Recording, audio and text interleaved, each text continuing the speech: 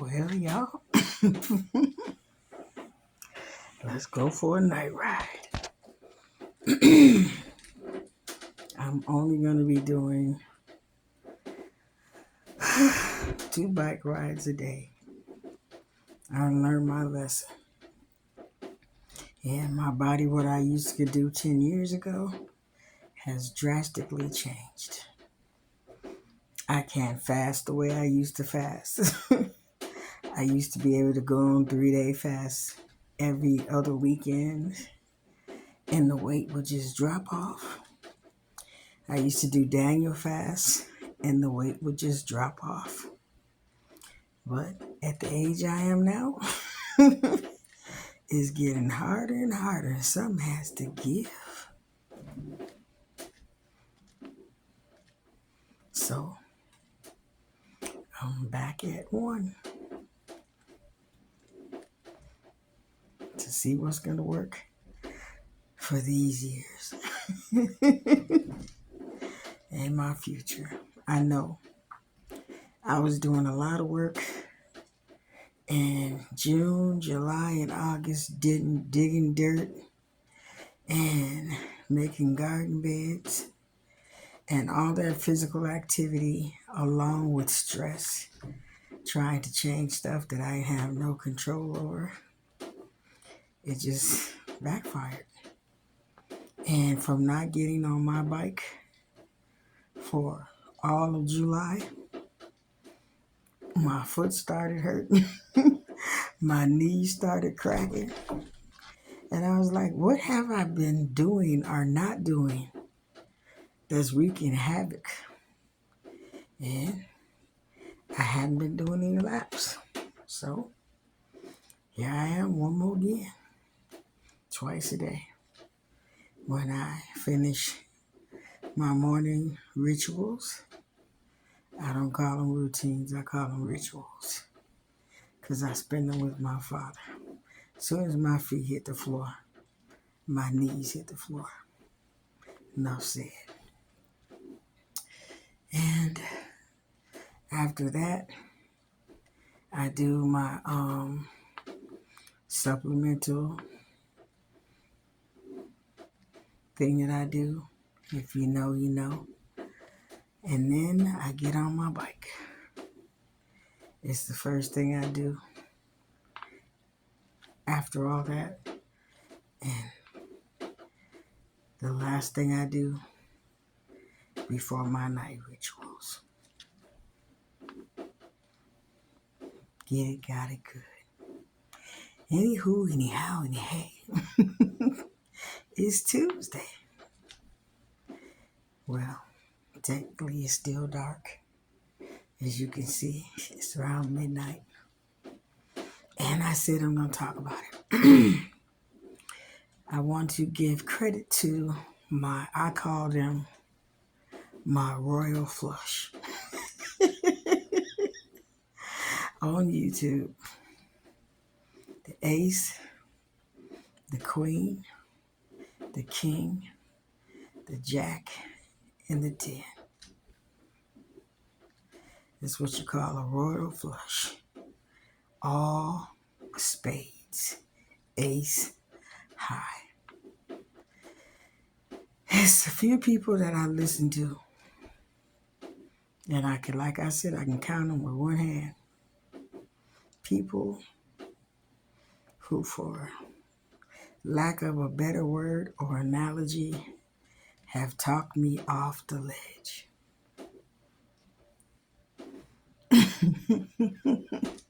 In more ways than one. One, she knows who she is. She got me through. From 2019 to here, she got me through. She's a godsend. Sometimes she'll say stuff and make me mad. Stop listening to her. But I always wind up back.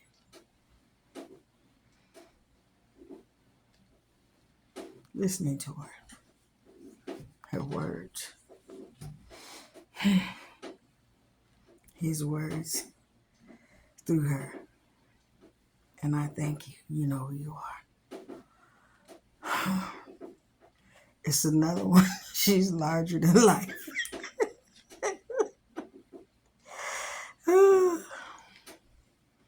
A true queen. The other one's a doctor. She's a queen too, though. And in the words of the other one, let it go. They're not here to make friends. In that aspect, they're here to share knowledge, share encouragement, and they don't care what other people say or think. They come on here and they're positive, and they tell it like it is, like my mother dear used to say. No ifs, ands, or but they don't sugarcoat it. They just tell it like it is, and I appreciate that.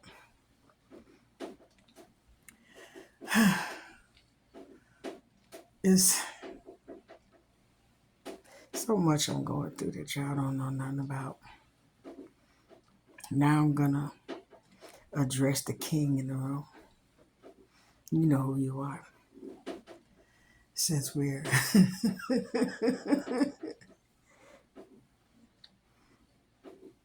communicating in a certain kind of way.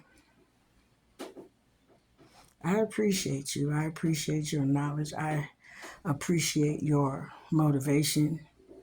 I appreciate you going after what you want by any means necessary, and falling down and picking yourself back up and not worrying about what people think or how they feel. I still want to be just like you when I grew up because it still gets to me, and I'm woman enough to admit that. But I'm also going to say this.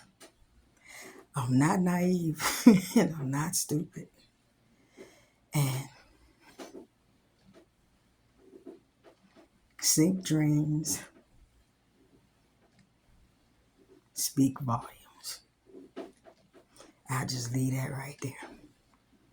But you are a beautiful specimen. And I'd be less than a woman if I didn't say so. I've always been a notorious flirt all my life. I call it shooting a shiznayet or just messing with people. But if I see you and I see you, I'm going to say something. And I did. And I don't feel bad about that. You are a very beautiful man. You are. And I'm not going to take that back for you and nobody else. I said what I said. But I am widowed twice. And I've been through so much. I'm still working on me. I don't want to hurt nobody's son, brother, cousin, nephew, or friend. I know me, and I need to work on me. And maybe, just maybe, there is no matching set for me. I don't know. I'm not looking for it. And I'm not settling. And I'm not lowering my standards. And an old maid, I guess that's what you're going to have to call me. Some of the people out in these YouTube streets that think that a man validates their being. I mean, everybody needs or wants a helpmeet. We all do. We all want love. And after this weekend, I listened to somebody, and it just hit me like a brick. It was like a light bulb went off. And I just love. I love seeing people happy. I love seeing couples. I love watching kids look at their parents with unadulterated love. Even pets looking at their owners. I just appreciate the love that's in my life. Even though I'm not in love with the physical person, I love love. And God is love. He is. And I'm okay with that right now. And if he decides to send me and help me, so be it. But I'm not going to beat up myself because I'm alone. And I just need to work on me. Sometimes we need to be alone to heal, to fix ourselves, to get over things. And I'm thankful to be in the position that I'm in. When I bought this house in 2019, it felt like home when I first came. I looked at so many houses. I looked at so many houses before I found this one. And I kept thinking, is this the one? Is this the one? Is that the one? Nope. Nope. And nope. They just gave me the key. I went and picked up the key. The realtor. And when I walked in, it said home. And I can't explain it. When you get the house that's you, it's like, I don't know. It's like the house chose me. I just felt it say home. When I went in the backyard and I saw all the trees and the foliage. Yeah, I might call it a jungle and weeds, but it was just like, you just feel it when you find the house of your dreams or the house that's for you. It can be an apartment, it can be a studio, it can be a camper, it can be anything. It can be a tree house. If it's for you, it's for you. And when I got this house, I knew it was for me. And when they called me and told me I could come and get my keys, I was so happy, but I just want to go back a little bit. I prayed, I fasted, I prayed, and I prayed, and I prayed some more. And that first lady I told you about had said something about if you want it, claim it, and thank him in advance. And that's what I did. I went to church. And I don't know if it was the next day. They said, come and get your keys. I never signed so many papers. I don't know why. You for a car and for a house. Have your hand ready because you're going to sign some paperwork. You're going to sign, you're going to sign, you're going to sign some more. So I was in my house alone for, I don't even think, a year. And something happened. And it was just like a yes or no. Can you take this child in? And I couldn't say no. I think he was 13, 12 or 13. And he got placed with me. And then his brother got placed with me. And it's been 5 years. And I lost me.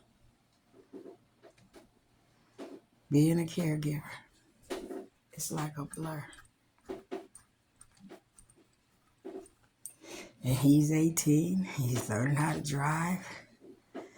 He's a young man and he's ready to get out there and get it. And I said, baby, bye. Go to spread your wings, but he's still here, but then he's not here. He's everywhere. But he's 18. I'm just a safety net.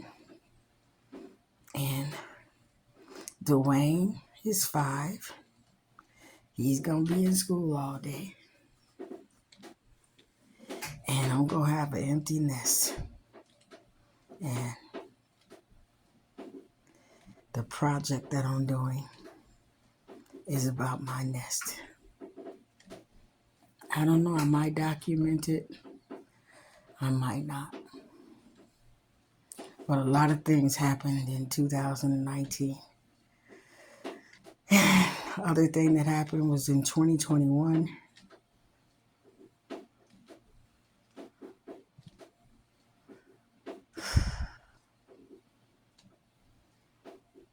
I got my baby. I got my truck. And I didn't buy her outright. I leased it for 3 years and then I bought it out. So now she's mine. But that truck has been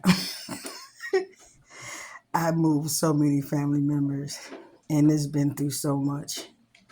And I remember when I got her, I think I had 5 miles. I don't know, but I went to the lakefront. I know I didn't have 50 miles. It was just probably under 30 miles. I don't know. But I can link the video and you can see. But the miles I have put on her were not for me. It is like, Nana, yes, I'm coming. In this last road trip, I just looked at my miles and I was like, I am almost at 30,000 miles. But she'll be 4 years old in October. And that's what she's built for, to ride. So I ride her. But those my 2 babies. My house and my truck. And I haven't given any of them the proper attention that they need because lifes. And I was responsible for 3 souls, if you count a cat.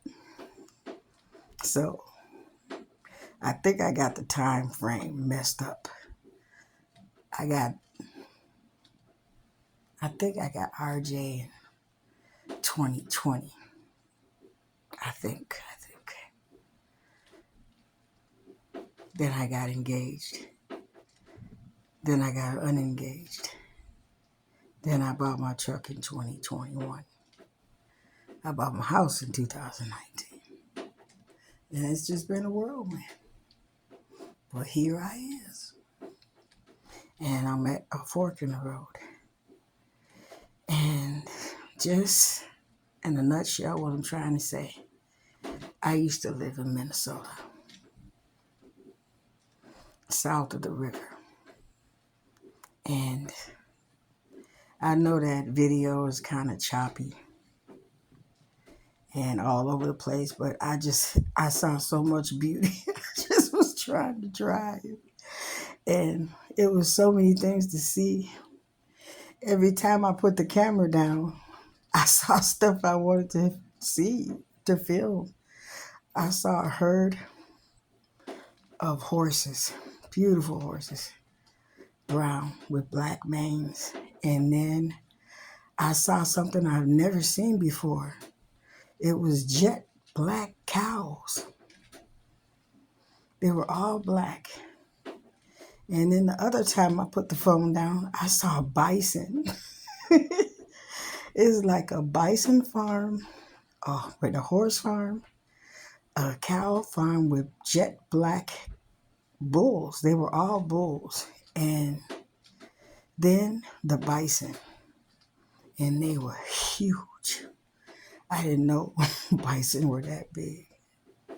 I just kept missing things because it was a thing where it was a family emergency. I had to go and I had to come right back. But it just brought back so many memories. And I don't know, it was like when I get to the river, or I get like, I say Black River Falls. I don't know, it's the trees. Something just clicks and my breathing pattern just changes. It's like, I don't know. I don't know if it's the altitude, but I could just breathe better. And I'm saying this to say this, when I moved to Minnesota in the early 2000s, I think my baby was 5. And I was on anxiety pills, blood pressure pills, just pre-diabetic. I weighed like 100 and maybe 70, 80. And when I went to Minnesota,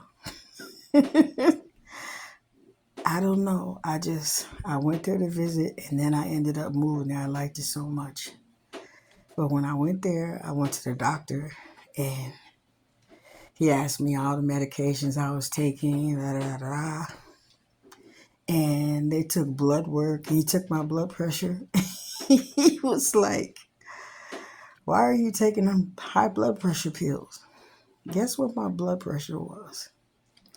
From moving away from the stress and the strife. Call family in Milwaukee. My blood pressure was 117/80. Just running to the doctor, being late. That's all it was. 117/80.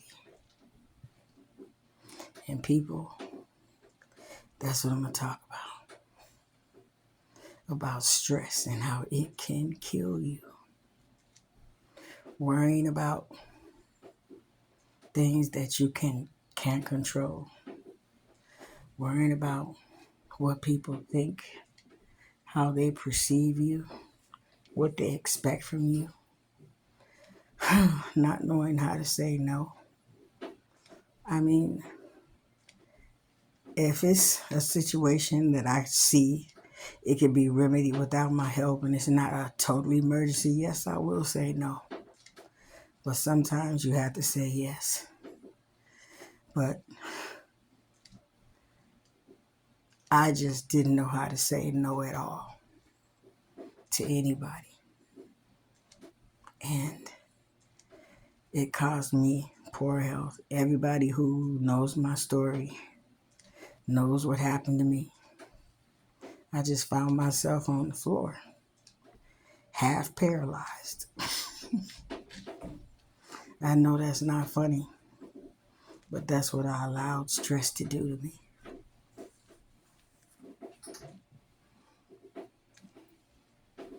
And on this platform, I allowed people to stress me out.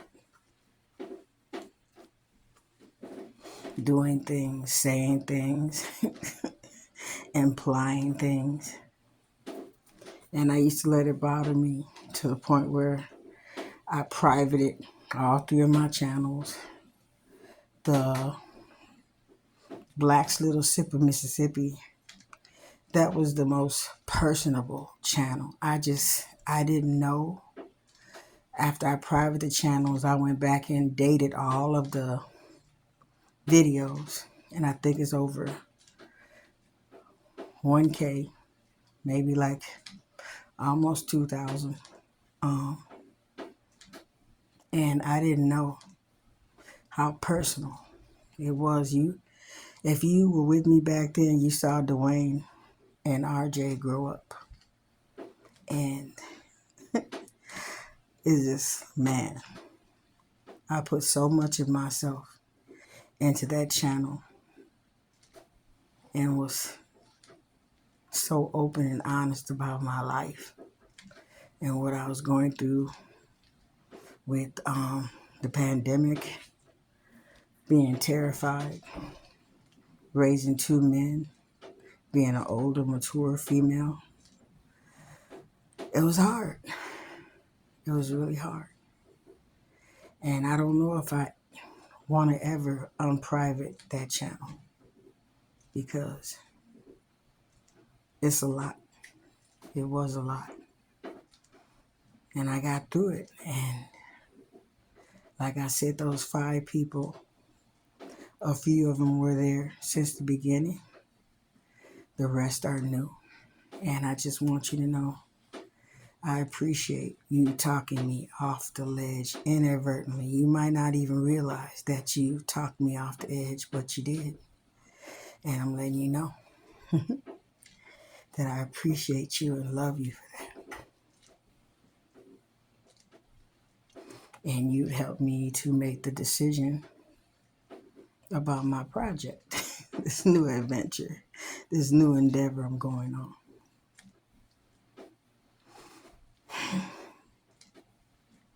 That's why I said, God, give me strength, because I'm going to need it. And I'm going to step outside of my comfort zone and not care. Because right as we speak right now, they're working like maggots in crap, as my grandma used to say. For me to snap, go base nature. But like I said, after Sunday, I heard something that changed me in more ways than one. If you only know how much I needed to hear that from all of you. Your words of encouragement were just like water to my dry roots. I had almost forgot that I was a tree planted by the water.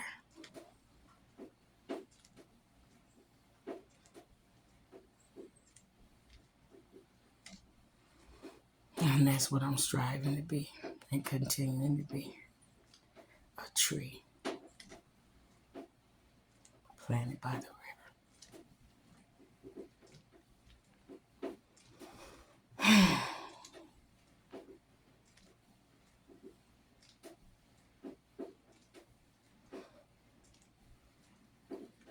Almost at 30. I appreciate y'all for letting me vent. I know I just been all over the place, but I just wanted to thank you for your words of encouragement and let you know how truly, truly, truly thankful I am for your help. Inadvertently, you probably don't even know. I'm just letting you know that it helped.